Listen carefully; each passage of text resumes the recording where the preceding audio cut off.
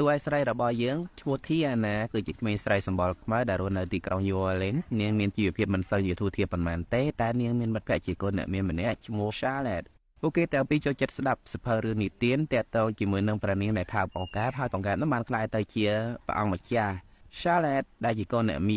មានក្តីស្រមៃចង់រៀបការជាមួយនឹងព្រះអង្គម្ចាស់ពេលធំឡើងចំណែកអាធីអាណាដែលជាតួឯករបស់យើងមានក្តីស្រមៃពេលធំឡើងនាងចង់បើកភោជនីយដ្ឋានមួយជាមួយឪពុករបស់នាង18ឆ្នាំក្រោយមកធីអាណាបានខំប្រឹងធ្វើការទាំងយប់ទាំងថ្ងៃដើម្បីសន្សំប្រាក់បើកភោជនីយដ្ឋានសម្រាប់ក្តីស្រមៃរបស់នាងមានថ្ងៃមួយនោះធីអាណាកំពុងតែធ្វើការស្រាប់តែ Charlotte ដែលជាមិត្តភក្តិរបស់នាងរត់ចូលមកក្នុងហាងទាំងរហ័សប្រហោះសប្បាយចិត្តក្រៃលែងព្រោះថានាងបានដឹងព័ត៌មានទាក់ទងនឹងមានព្រះអង្គម្ចាស់ម្នាក់នឹងមកលេងទីក្រុង New Orleans ហើយនាងបានជួយព្រះអង្គម្ចាស់នោះដើម្បីចូលរួមកម្មវិធីរបស់នាងនៅយប់នេះហើយ Charlotte ក៏ឲ្យប្រាក់ទៅធីអាណាមួយចំនួនដើម្បីបង់ឲ្យធីអាណានឹងជួយធ្វើជាចុងភៅក្នុងកម្មវិធីជប់លៀងរបស់នាងនៅយប់នេះផងដែរធីអាណាក៏សប្បាយចិត្តខ្លាំងណាស់ដែរព្រោះនាងបានប្រាក់ជាច្រើនដើម្បីយកទៅទិញហាងបើកភោជនីយដ្ឋានសម្រាប់តាមក្តីស្រមៃរបស់នាងពេលនេះធីអាណាមានប្រាក់ចិត្តគ្រប់ចំនួនហើយដើម្បីទិញហាងធ្វើភោជនីយដ្ឋាននាងបានអញ្ជើញម៉ាក់របស់នាងទៅមើលទីតាំងដែលនាងចង់ទិញម៉ាក់របស់នាងក៏សប្បាយចិត្តខ្លាំងណាស់ដែរតែព្រួយបារម្ភពីកូនស្រីគាត់ខំប្រឹងធ្វើការហួសកម្លាំង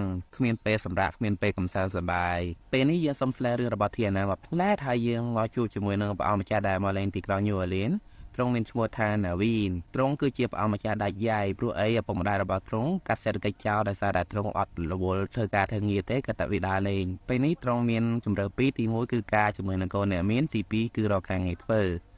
នៅទីក្រុង New Orleans នោះដែរមានគ្រូថ្មលបលួនហើយចិត្តអាក្រក់ម្នាក់បានមកស្កាត់ជួបណាវីនហើយនឹងអ្នកបម្រើរបស់ទ្រង់ម្នាក់ទៀតឈ្មោះ Laurenគ្រូថ្មនោះបានប្រើល្បិចជួសឈាមរបស់ព្រះអង្គម្ចាស់ណាវីនហើយប្រែក្លាយទ្រង់ឲ្យក្លាយទៅជាកង្កែបបន្ទាប់មកប្រែក្លាយខ្លួនរបស់អ្នកបម្រើឈ្មោះ Lauren នោះឲ្យក្លាយទៅជាព្រះអង្គម្ចាស់ណាវីនចំនួនវិញកម្មវិធីជប់លៀងរបស់ Charlotte បានចាប់ផ្ដើមកម្មវិធីនេះភ្ញៀវស្លៀកពាក់ប្លែកៗខ្លាំងណាស់នៅក្នុងនោះមានភ្ញៀវ2នាក់ដែលជាម្ចាស់អគារដែលធីអាណាចង់ទិញយកធ្វើភោជនីយដ្ឋាននោះបានប្រាប់ធីអាណាថាមានគេឲ្យថ្លៃនោះខ្ពស់ជាងធីអាណា